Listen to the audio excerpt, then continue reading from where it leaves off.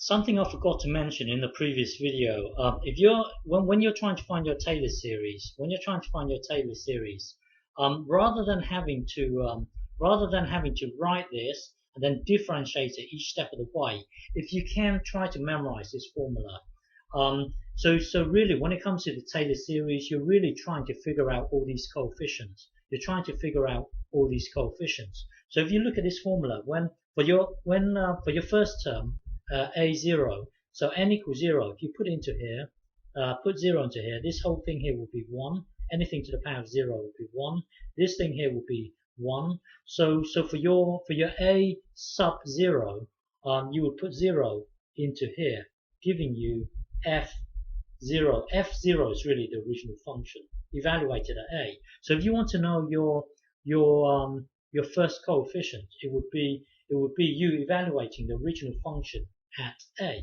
And then if you want to find your second coefficient, a sub 1, subscript 1, then n equals 1. Put the 1 into here. So that would be this thing here to the power of 1. So you've got your this thing here to the power of 1. And then this a here is really this block here. And then don't forget, when you put 1 into this n here, it will be 1. So really, it just boils down to this thing here. It really boils down to f prime, or evaluated at a.